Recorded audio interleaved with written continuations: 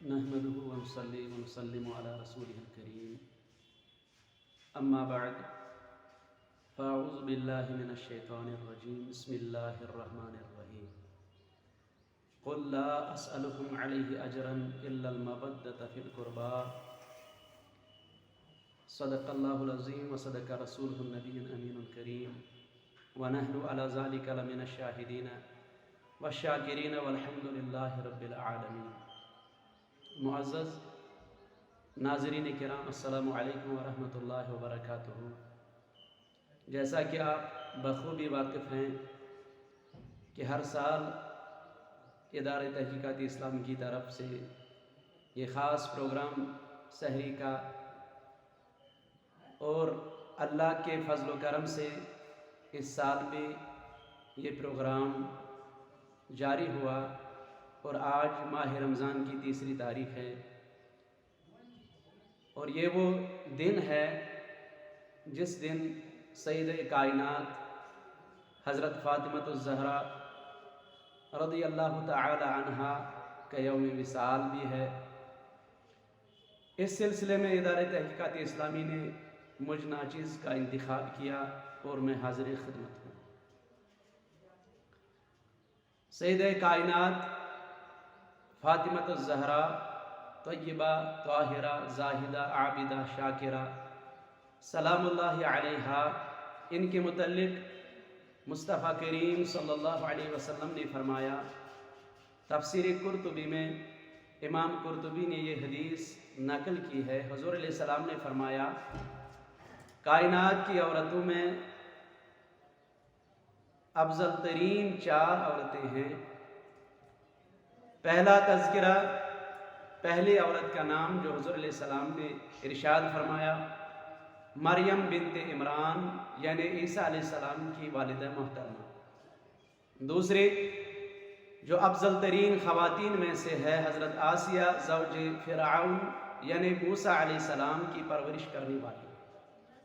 تیسرے نمبر پہ حضور علیہ السلام نے فرمایا حضرت خدیجۃ الکبریٰ رضی اللہ تعالی عنہا، اور چوتھے نمبر پہ حضور علیہ السلام نے ارشاد فرمایا حضرت فاطمۃ الزہرا رضی اللہ تعالی عنہا۔ ان کی ولادت کے بارے میں مورخین کا اختلاف ہے۔ بعض مورخین لکھتے ہیں کہ نبوت کے 5ویں سال بعد حضرت فاطمۃ الزہرا کی ولادت ہوئی۔ بعض حضرات نے لکھا ہے کہ حضرت فاطمۃ الزہرا کی ولادت نبوت کے 5 سال پہلے، اور اسی پر اکثر مورخین کا اتفاق ہے کہ اعلان نبوت سے 5 سال پہلے حضرت فاطمۃ الزہرا رضی اللہ تعالی عنہا کی ولادت ہوئی، یعنی وحی کا آغاز ہوا حضرت فاطمہ 5 برس کی تھی، تو بچپن میں ہی حضرت فاطمہ رضی اللہ تعالی عنہا وحی کی گواہ رہی۔ جب خدیجہ کے مبارک بطن میں حضرت فاطمۃ الزہرا رضی اللہ تعالی عنہا تشریف فرما تھی، تو علماء کرام فرماتے ہیں کہ حضرت خدیجہ فرماتی ہیں کہ ان مہینوں میں مجھے جنت کی خوشبو آتی تھی، جس عرصے جس وقت حضرت فاطمہ میرے بطن مبارک میں تھی۔ اس کا تذکرہ حضرت خدیجۃ الکبریٰ نے رسول کریم صلی اللہ علیہ وسلم سے کیا، تو ولادت کے وقت حضور علیہ السلام نے حضرت فاطمہ کی مبارک جبین کو بوسہ دیا اور فرمایا، اے خدیجہ، مجھے حضرت فاطمہ کے سر سے جنت کی خوشبو آ رہی ہے۔ صحن کعبہ میں حضور علیہ السلام نماز پڑھ رہے تھے، کفار نے حضور علیہ السلام کا گلا دبایا، یعنی حضرت فاطمہ رضی اللہ تعالی عنہ بچپن ہی کی حالت میں، اسی دور میں، اسی وقت میں جب آپ بالکل چھوٹی تھی، تو یہ تکالیف انہوں نے سہی کہ حضور علیہ السلام کا مبارک گلا دبایا کافروں نے، تو حضرت فاطمہ آئی اور ان سے لڑائی کی، جھگڑا کیا۔ ایک اور مرتبہ بدبخت مشرکین نے اونٹنی کی اوجڑی حضور علیہ السلام کی پشت پر ڈالی، اور آپ نے آ کر اسے صاف کیا۔ حضرت فاطمہ رضی اللہ تعالی عنہا نے ان کے لیے بد دعا دی۔ علماء کہتے ہیں کہ جن جن لوگوں کے لیے، جن جن کافروں کے لیے حضرت فاطمہ نے بد دعائیں دی، سب کافر جنگ بدر میں مارے گئے۔ جب آپ 10 سال کی ہوئی تو شعب ابی طالب کا واقعہ پیش آیا۔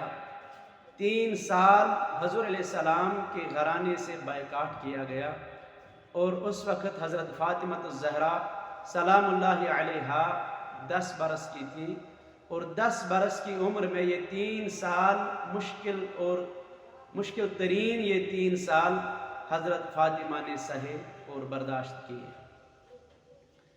ترمذی شریف میں روایت ہے حضرت فاطمہ رضی اللہ تعالی عنہا کے متعلق اور ان کے فضائل کے بارے میں حضرت عائشہ صدیقہ رضی اللہ تعالی عنہا سے سوال کیا گیا، اے عائشہ، حضور علیہ السلام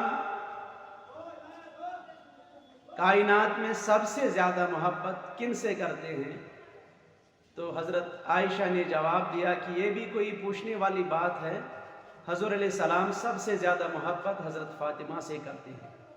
تو سوال کرنے والے نے سوال کیا، اے عائشہ، تو مردوں میں کس سے محبت کرتے ہیں؟ حضرت عائشہ نے فرمایا، یہ بھی کوئی پوچھنے کی بات ہے؟ زوجہا، حضور علیہ السلام حضرت فاطمہ کے شوہر یعنی مولا کائنات سے زیادہ محبت کرتے ہیں مردوں میں۔ آج کل لوگ ترازو لے کے گھوم رہے ہیں کہ یہ افضل ہے یا یہ افضل ہے۔ مسئلہ بالکل واضح ہے کہ حضور علیہ السلام نے تمام صحابہ، تمام اہل بیت، ازواج مطہرات کے بارے میں فضائل اور مناقب بیان کیے ہیں۔ کسی جاہل نے ایک عاشق سے سوال کیا کہ عائشہ افضل ہے یا فاطمہ رضی اللہ عنہما، تو عاشق نے جواب دینے سے انکار کیا، لیکن سائل نے اصرار کیا، نہیں، آپ کو جواب دینا ہے۔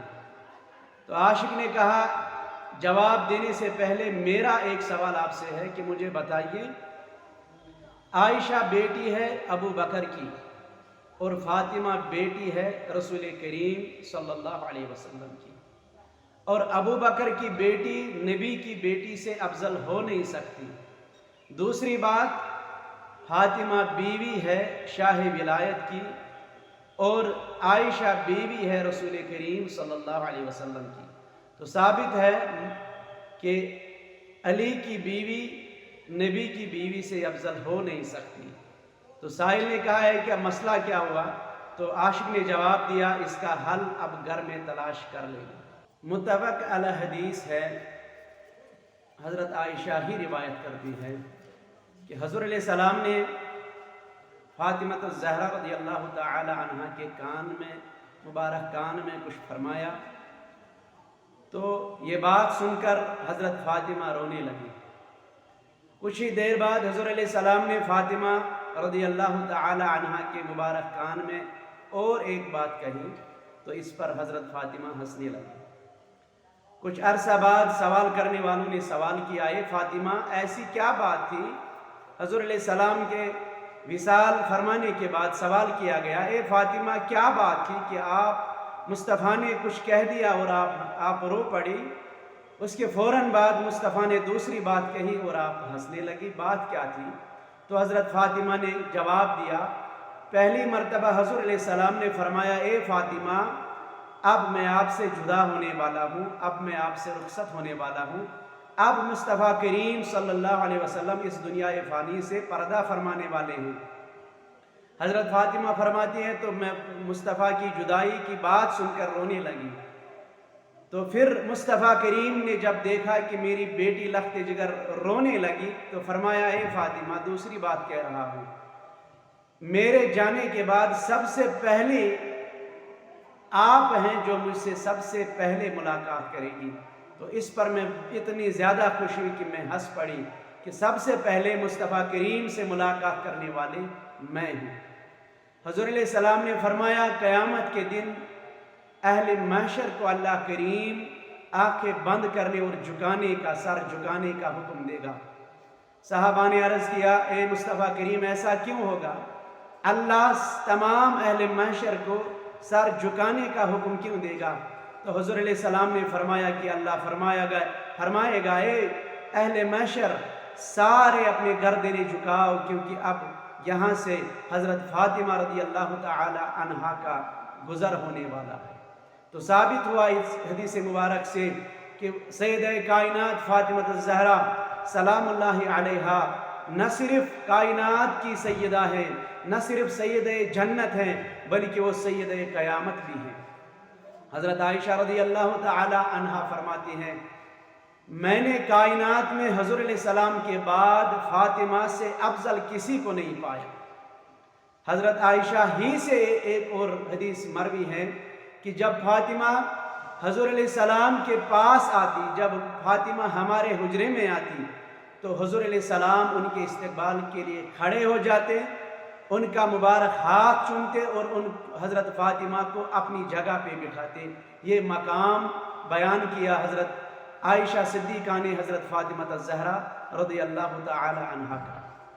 امام حاکم نے مستدرک میں روایت بیان کی ہے اور راوی ہے حضرت فاروق اعظم رضی اللہ تعالی عنہ کہ ساری دنیا یہ طمع اور لالچ اس بات کی کرتی ہے، ساری دنیا یہ اپنے ماں باپ کو مصطفیٰ کریم صلی اللہ علیہ وسلم پہ قربان کرنا چاہتی ہیں، پوری کائنات اپنے آپ کو، اپنے اہل و عیال کو، اپنے والدین کو مصطفیٰ کریم صلی اللہ علیہ وسلم پہ قربان کرنا چاہتی ہیں، لیکن فاروق اعظم رضی اللہ تعالیٰ عنہ فرماتے ہیں کہ میں نے اپنے کانوں سے سنا حضور علیہ السلام نے فرمایا، اے فاطمہ میری جان، تجھ پر میرے ماں باپ قربان ہیں۔ روایت میں آتا ہے جب رسول کریم صلی اللہ علیہ وسلم کسی سفر پہ جاتے، ملاقات تو سب سے کرتے، لیکن سب سے آخر مصطفیٰ کریم صلی اللہ علیہ وسلم حضرت فاطمہ سے ملتے،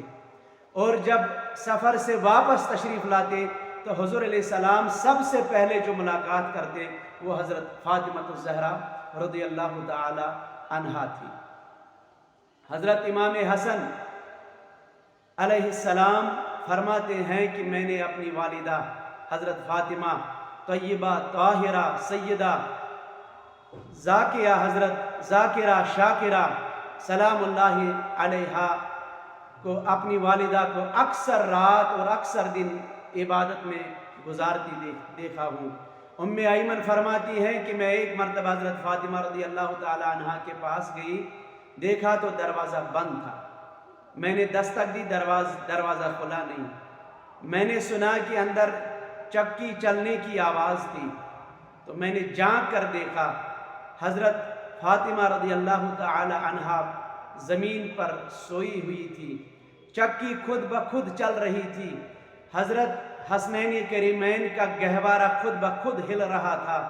میں حیران ہوئی اور واپس پلٹی، حضور علیہ السلام کے دربار میں آئی، اس واقعے کو بیان کیا رسول کریم صلی اللہ تعالی علیہ وسلم کے دربار میں، عرض کی آقا کریم میں حضرت فاطمہ کے پاس گئی تھی، وہ سو رہی تھی، میں نے دیکھا حضرت فاطمہ زمین پہ سوئی تھی، حضرت حسنین کریمین سوئے تھے اپنے گہوارے میں اور وہ خود بخود ہل رہا تھا، میں نے چکی چلنے کی آواز سنی، دیکھا تو وہ خود بخود چل رہی تھی۔ حضور علیہ السلام نے تبسم فرمایا اور فرمایا، اے ام ایمن، حیران ہونے کی کوئی بات نہیں ہے، اللہ کریم نے حضرت فاطمہ پہ نیند کا غلبہ کیا ہے، اللہ کریم نے حضرت فاطمہ کے حجر پاک میں گرمی کو ختم کیا ہے، حضرت فاطمہ سو چکی ہیں، فرشتوں کو مقرر کیا اللہ کریم نے، وہ چکی بھی چلا رہے تھے، حسنین کریمین کے گہوارے کو بھی ہلا رہے تھے۔ تو یہ شان بیان ہوتی ہے مصطفیٰ کے دربار میں، مصطفیٰ کریم خود بیان کر رہے ہیں۔ حضور علیہ السلام نے فرمایا، فاطمہ بضعۃ منی، فاطمہ میرے دل کا، میرے کلیجے کا ایک ٹکڑا ہے، جس نے فاطمہ کو خوش کیا اس نے نبی کریم کو خوش کیا، جس نے فاطمہ کو ناراض کیا اس نے نبی کریم صلی اللہ علیہ وسلم کو ناراض کیا۔ اور اب آخر میں حضرت فاطمہ رضی اللہ تعالی عنہا کا نکاح کے بارے میں جو روایت آئی ہے، آپ سے نکاح کے لیے بڑے بڑے صحابہ نے نکاح کا پیغام بھیجا ہے رسول کریم کے پاس، بڑے بڑے رؤسا، بڑے بڑے شرفا اور امیر لوگوں نے رسول کریم صلی اللہ علیہ وسلم کے پاس حضرت فاطمہ کے بارے میں نکاح کا پیغام بھیجا، لیکن رسول کریم صلی اللہ علیہ وسلم نے ہر ایک سے یہی جواب دیا کہ فاطمہ کے نکاح کے بارے میں اللہ حکم الہی کا منتظر ہوں، میں اللہ کی طرف سے کیا حکم آ رہا ہے میں اسی کے انتظار میں ہوں۔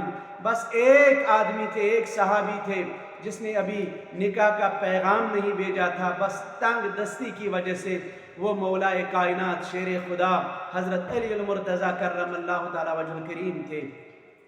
تو اکثر صحابہ حضرت علی المرتضیٰ کے دربار میں جاتے، اے علی آپ بھی اپنا پیغام، ہمیں یقین ہے کہ آپ کے نکاح کے پیغام کو مصطفیٰ کے کریم کبھی رد نہیں فرمائیں گے، آپ بھی نکاح کا پیغام بھیجئے۔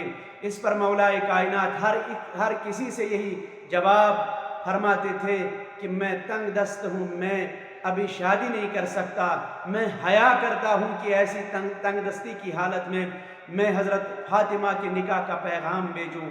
لیکن سب نے جب یہی اصرار کیا، حضرت علی المرتضیٰ نے نکاح کا پیغام بھیجا۔